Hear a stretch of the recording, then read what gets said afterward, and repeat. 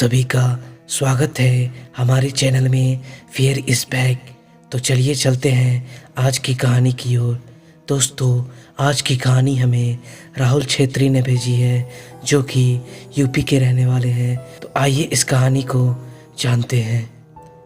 यह बात उन दिनों की है जब मैं दिल्ली से लखनऊ अपने किसी काम के लिए अपने ही गाड़ी से जा रहा था। समय जनवरी का था। जनवरी में कोहरे के साथ सर्द हवाएं भी चलती हैं। मुझे घर से निकलते निकलते लगभग रात के 8 बज गए थे।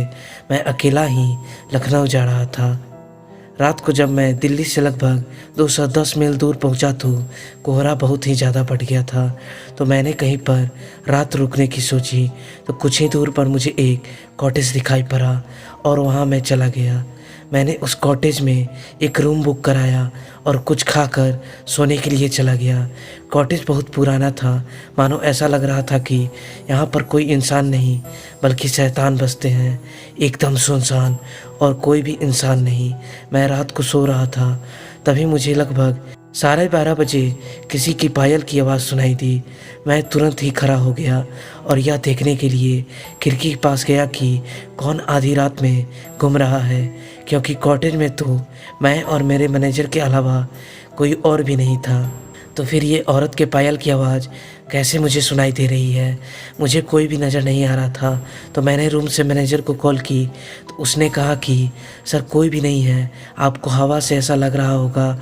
यह जंगल इलाका है सर, यहाँ पर तो हल्की आवाज़ पर भी तूफान की तरह लगती है। आप सो जाएं, ऐसा कुछ नहीं है। और मैं मैनेजर की बात पर विश्वास करके दोबारा से सोने के लिए चला गया। कुछ देर बाद मुझे फिर से पायल की आवाज़ आने लगी। अब की बार तो मैंने दरवाज़ा खोला, बाहर गार्डन में देखने के लिए खुद ही चला गया। मैंने देखा कि कोई औरत जंगल की ओर चली जा रही थी, वह भी सफ़ेद साड़ी पहने। मैंने उसको आवाज़ भी लगाई, लेकिन वह बिना सुने ही जंगल की ओर चली जा रही थी और मैं आवाज़ लगाते हुए उसके पीछे पीछे चलते जा रहा था। थोड़ी ही देर में मेरे चारों तरफ कोहरा पूरी तरफ से छा गया था। मुझे अब वह औरत बिल्कुल भी नज़र नहीं आ रही थी, लेकिन मुझे उसकी पायल की आवाज़ अभी भी सुनाई दे रही थी, मानो वो मेरे आगे नहीं बल्कि मेरे साथ साथ ही चल रही हो। अब मैं बहुत ही ज़्यादा डर चुका था। मुझे अब कॉटेज वापस आने का रास्ता भी नज़र नहीं आ रहा था। मैं सोच रहा था कि मैं अब वापस कैसे अपने कॉटेज जाऊंगा, लेकिन क्योंकि मैं जंगल में बहुत ही आगे आ चुका था।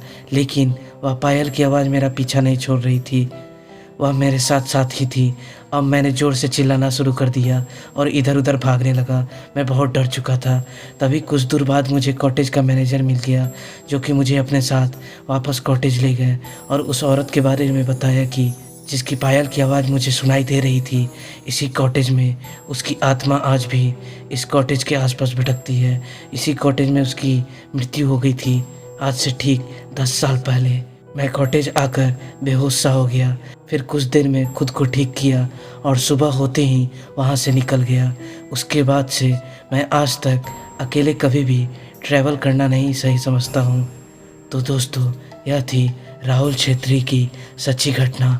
अब हम मिलते हैं अपनी एक अगली सच्ची घटना के साथ। धन्यवाद।